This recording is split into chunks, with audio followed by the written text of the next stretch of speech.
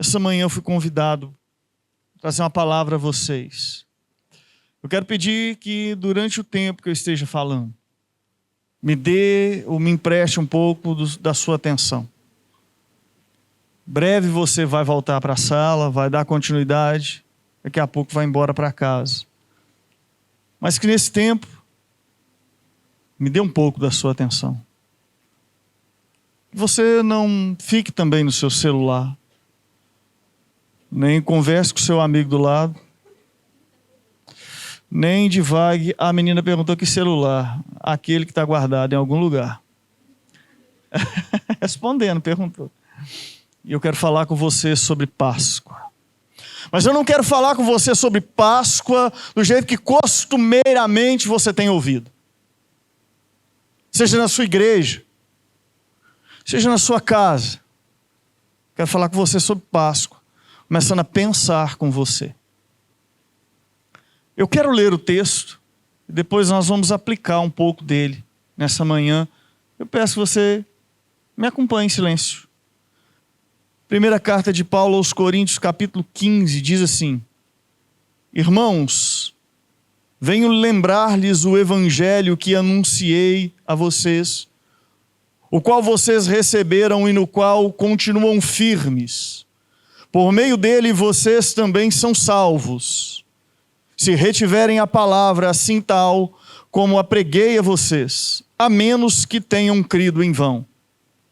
Antes de tudo, entreguei a vocês o que também recebi, que Cristo morreu pelos nossos pecados, segundo as Escrituras, e que foi sepultado e ressuscitou ao terceiro dia, segundo as Escrituras.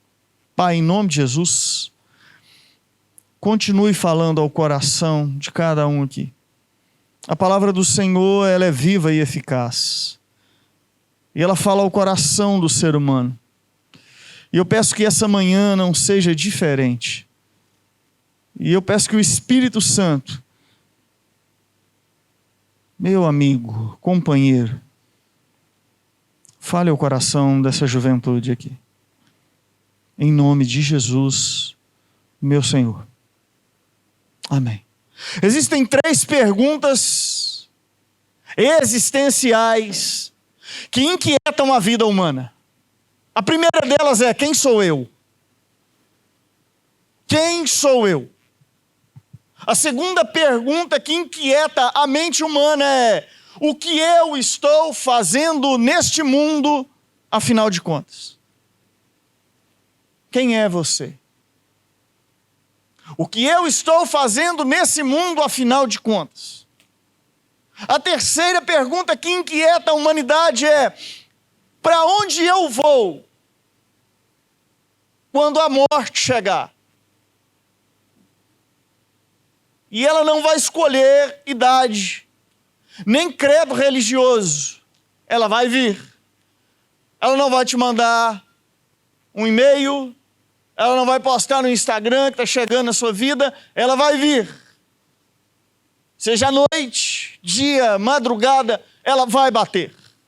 Seja criança, recém-nascido ou jovem no vigor da idade, a morte vem. Mas quem é você?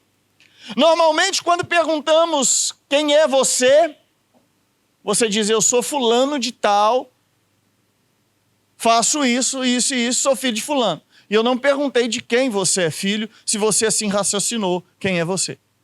Não perguntei também o seu nome. Eu perguntei quem é você. Não perguntei se você crê em vida após a morte. Eu disse que a morte é inquietante e que ela vem e não escolhe idade ou credo religioso. O fato é que ela vem para todo mundo. 3 perguntas que inquietam. A filosofia tentou responder essas perguntas. Nadou e morreu na praia. A psicologia estudou a causa dessas perguntas. Apenas o Evangelho, apenas a Bíblia, respondeu com clareza: quem sou eu? Para onde eu vou e o que eu estou fazendo nesse mundo, afinal de contas? Para a primeira afirmação, muitas vezes nós, talvez a esmagadora maioria aqui, é filho de crente, filho de pastor, nasceu na igreja, vamos assim dizer. Abre aspas, é cristão. E celebramos a Páscoa anualmente, como de forma costumeira, reúne família, uma boa comida, um passeio, um bom feriado, chocolate, festividades. É o que é natural na sociedade aqui ocidental. Mas à luz da Bíblia, a Páscoa tem a finalidade de responder essas três perguntas: quem sou eu? O que estou fazendo nesse mundo e para onde eu vou? A primeira resposta que a Páscoa, ou que o texto bíblico que eu acabei de ler traz para nós, acerca da primeira pergunta, e que normalmente, por crescermos na igreja, estamos acostumados a essa resposta, é que a Bíblia diz que todos nós, a nossa identidade, é que nós somos pecadores. E nós não queremos principalmente ouvir isso. E quando nós olhamos, nós não queremos ouvir, e muitas vezes nossos pastores, pais, avós, tios, familiares, não diz para nós o que realmente somos. E nós normalmente nos firmamos, enquanto juventude, naquilo que nós queremos ser. Eu quero ser um advogado, eu quero ser um médico, eu quero ser isso, eu quero ser aquilo. E amanhã depois pergunta para você o que você é. Você diz: eu sou médico, trabalho na área tal, eu sou advogado. Diga o que você é, sem dizer o que você faz. Somos pecadores, é o que a Bíblia diz. Essa é a identidade humana. E é o pecado quem nos separa. Só existe Páscoa, preste atenção, só existe Páscoa por causa da humanidade. Porque a Páscoa celebra a morte do Filho de Deus em favor do pecador. Por isso que existe Páscoa. Só existe ressurreição para dizer para mim e para você que, enquanto pecadores, quando morrermos, existe solução para a minha vida e para a sua. Talvez você se acha bom, e então não vai concordar com a afirmação bíblica de que você é pecador. Mas o pecado está presente em todas as esferas da vida humana. O pecado está presente na nossa forma de pensar, falar, sentir, comportar e deixar de fazer as coisas, que é chamada de omissão. Pecado essencialmente é o que nós somos. E não tem para onde nenhum jovem, nenhum adulto, nenhuma pessoa na humanidade fugir disso. E é essa resposta de quem eu sou é que traz sentido para nós. Somos pecadores. A forma como você se expressa, a forma como você fala, pense nos comportamentos dos últimos dias da sua vida, pense nos comportamentos, pense nos sentimentos errados que permeiam o seu coração em relação a quem está do seu lado, em relação a quem não pensa como você, em relação àquele que não te compreende, em relação a você mesmo, quando você se depara diante do espelho e você não está satisfeita com você mesma, com você mesmo. Quais os pensamentos? Uma geração que se automutila, uma geração que mente absurda, de forma absurda, na cara de pau. Eu não fui em tal lugar porque eu tive um outro compromisso, quando na verdade eu estava em outro compromisso. Uma geração que mente na cara de pau. E nós não queremos ser chamados de pecadores. Nós queremos ser chamados daquilo que nossos pais dizem. E o seu pai diz assim: nossa, meu filho... Qual o seu nome? Noah. Hã? Noah é um menino educado, trabalhador, honesto. E de fato essa observação aqui no campo horizontal seja verdadeira. Mas quando Deus olha de cima, da verticalidade, Deus entende a realidade de quem eu e você somos. Se eu quero saber o porquê que tal celular, tal aparelho é dessa e dessa forma, apenas a quem o produziu pode dizer o motivo dele ser daquele jeito. Apenas o Criador pode dizer quem verdadeiramente você é. Não é o seu pai, não é a sua mãe, não é a sociedade. Quem diz realmente quem nós somos é o Criador. E todo pecado meu e seu, ele é uma afronta a Deus. Todo pecado da humanidade é uma afronta contra o trono de Deus. Quero celebrar a Páscoa. Quero trazer a memória. Lembre-se de uma coisa: ela existe por causa do meu pecado. Ela existe por causa da minha história de decadência, por causa da história da juventude, da humanidade. Somos pecadores. E se você ao receber essa informação de que você é isso, só existe uma solução para o pecado da humanidade, e essa solução se encontra em uma cruz ensanguentada e em um túmulo vazio, que é a morte de Jesus para perdoar o meu e o seu pecado. Não existe outra forma de perdoar o meu pecado e o seu. Não é um alívio de consciência, não é um desencargo da minha e da sua consciência. É perdão para viver uma nova vida. Quem sou eu? Sou um pecador. Não sou produto do acaso. Fui criado. Não sou um ser evoluído, sou um ser criado à imagem e semelhança de Deus. Sou um ser racional, moral, social. Sou um ser espiritual. Ninguém mais da área das humanas vai responder de tal forma essa afirmação de quem somos nós. Apenas o Criador. E é essa resposta que precisa ser satisfatória para mim e para você, porque muitas vezes usamos a nossa razão da forma errada.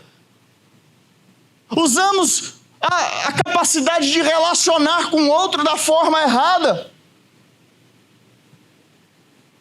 Quantas vezes você, rapaz, se relaciona com a moça apenas como um objeto do seu gosto, para o seu uso, e depois você descarta ela, e vice-versa. A moça de igual forma.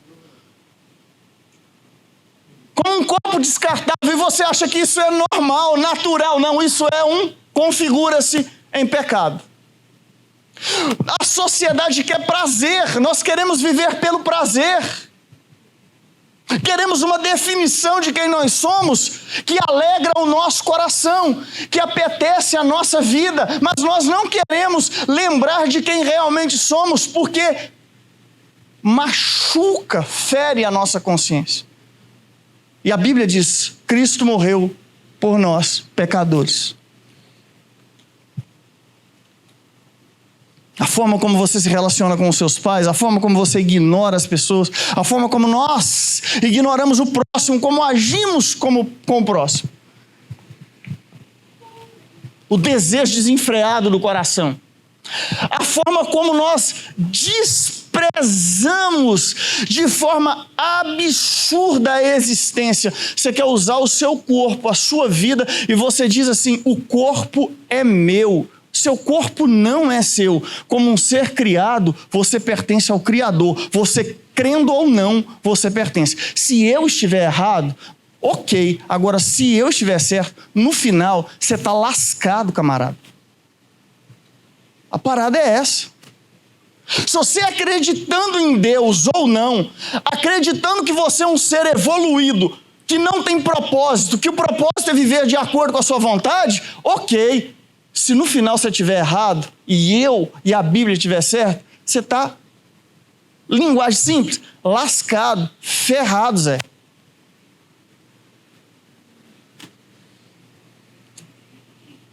O fato é esse. Você pode não querer crer nisso, você pode ter nascido dentro da igreja e não crer nisso e está doido para sair de dentro da igreja, porque o seu pecado te motiva. A segunda resposta para a pergunta, o que eu estou fazendo afinal nesse mundo, ou o que eu estou fazendo nesse mundo afinal, muitas vezes nós respondemos por aquilo que nós queremos fazer. Você responde de acordo com aquilo que você faz. Eu sou o guitarrista da igreja tal, da banda tal, não sei do que tal. Eu sou batera, não sei o que, não sei o que, não sei o que. Isso é o que você faz. Eu estudo no colégio tal, vou fazer isso tal, tal. Você está vivendo de futuro. Futuro não existe. Futuro é uma ideia. O futuro é uma ideia. E eu não estou falando de campo filosófico, não. Estou falando do campo da realidade. Futuro é uma ideia. Você não garante sua vida daqui a um segundo. Então ela é uma ideia.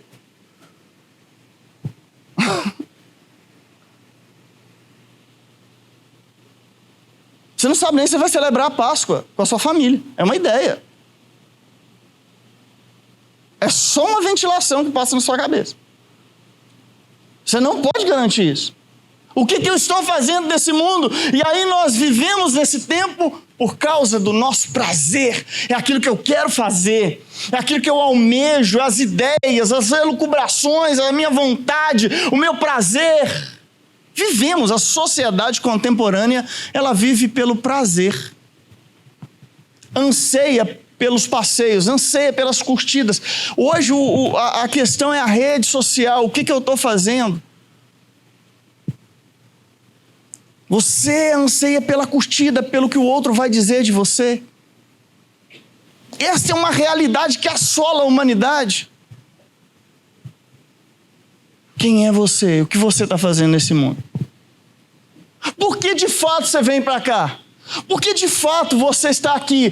Não, porque meu pai manda. Mas qual é a realidade que está no seu coração? A realidade é essa. Então você vive por causa disso. É isso que te domina. É isso que te domina. Que toma mais o seu tempo? Esse é o seu Senhor. Esse é o que te define. Isso é o que define a sua história. Você já parou para pensar que às vezes nós rimos da nossa própria desgraça? Já parou para pensar nisso? Que a vida que nós levamos é uma vida que nós brincamos, rimos e divertimos com a nossa própria desgraça.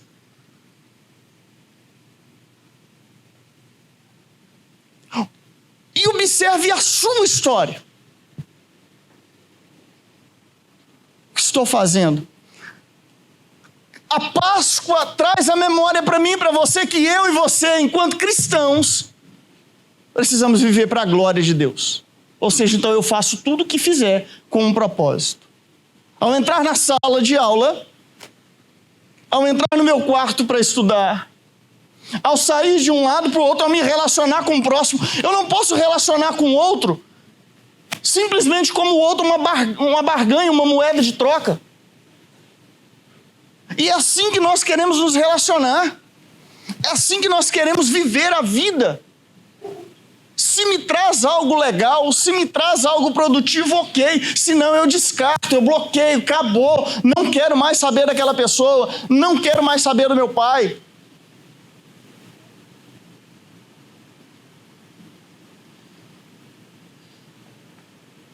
Por quê? Porque eu vivo sem propósito. A existência humana tem um propósito. Você pode até não querer admitir, mas a Páscoa traz para mim que a humanidade tem um propósito, que é viver para a glória de Deus. E viver para a glória de Deus é assumir responsabilidade.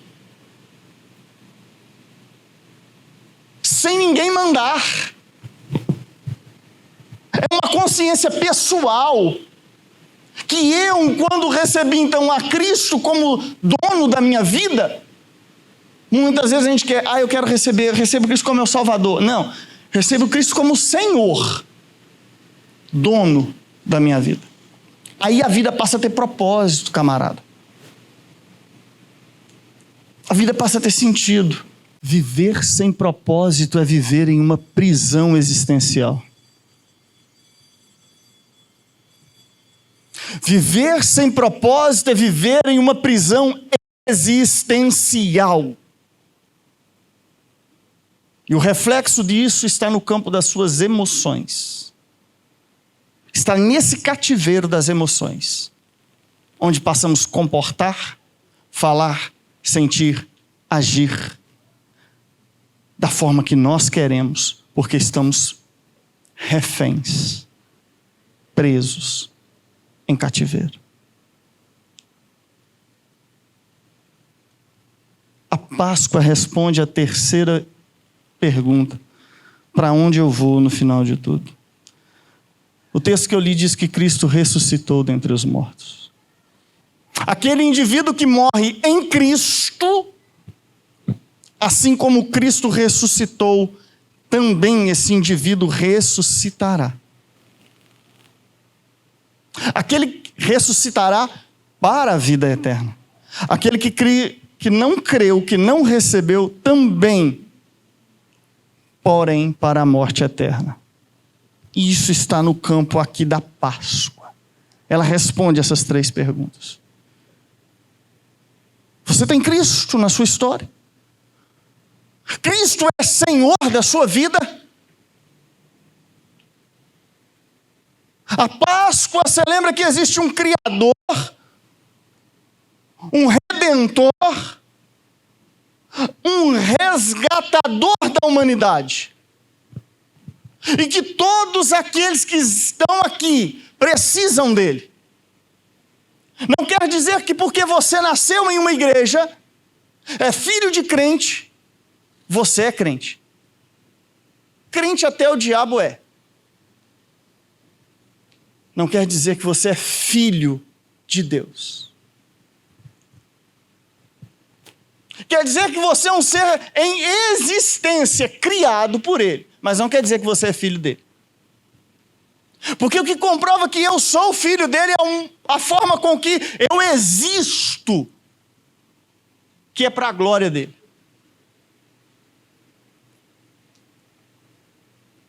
E não adianta pagar de santo porque seu pai é alguma coisa na igreja, ou porque você nasceu. Talvez a igreja evangélica brasileira, ela se encontra extremamente condenada pelo padrão de evangelho que ela vive e o seu padrão de fé e prática que ela vive.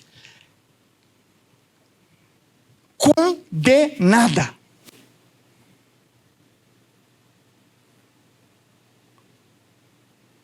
E a Bíblia responde essas perguntas. Para onde você vai quando tudo acabar? Para onde você vai? Responda aí para você. Quando tudo finalizar. E o finalizar não é quando você estiver velhinha, que os seus olhos já não tiver, seus olhos verdes não tiver tão mais brilhantes. Pode ser agora. Para onde você vai? Isso não é uma pressão psicológica, porque você sabe que a morte leva a todos. Os que têm coragem e os que têm medo. Ela leva todo mundo. Para onde vai? O que você tem feito da sua vida, moça? Com esse sorriso bonito. Quem é você? De fato, não perguntei seu nome. Eu sei que você tem um sorriso bonito. E que Jesus te abençoe. Mas isso não lhe garante a eternidade. Te garante a atração de vários camaradas ali atrás que está rindo. Deve ser um interessado, não sei. Mas não te garante a eternidade. Para onde você vai? O que você está fazendo nesse mundo, afinal de contas? Por que você existe? É você, do moicano aí. É. Cortadinho de... Tomou 3 tiros na sobrancelha de raspão. Um pegou do lado. onde você vai, camarada? Para onde? Quem é você? O que você está fazendo da sua vida? Qual é a sua história? Não podemos deixar, eu não posso sair daqui, pastor Roberto, sem deixar de falar isso.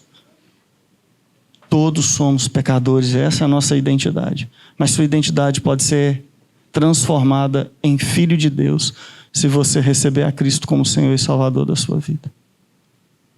Sua vida não precisa ser uma vida em busca de prazeres existenciais, em coisas. Hoje, coisas são mais importantes do que pessoas. Um objeto vale mais do que o próximo que está do lado. Matamos por alguns objetos. Rouba-se o objeto e mata-se a pessoa. Isso é sinal de que o objeto tem mais valor do que a pessoa. Por que nós vivemos? E para onde nós vamos? A Páscoa, a cruz ensanguentada e o túmulo vazio responde satisfatoriamente essas 3 perguntas, Lucas, para nós. Como está a sua vida, cara? Ei, menina, como está você? Talvez você hoje se encontra assaltada por ansiedade, sofrendo em excesso pelo futuro, por depressão, acorrentada no passado, sem viver aqui o presente. Você só tem agora, só pode conjugar aqui e agora. Você não tem como conjugar outra história não, velho. Você só tem aqui. Você não tem como reiniciar, não é um videogame. Você não vai zerar o jogo. E se você zerar, você vai sair perdendo. A parada é essa. Você não tem como recomeçar, não tem uma poçãozinha para você reviver, não. Não tem um step, não. Você só tem aqui e agora.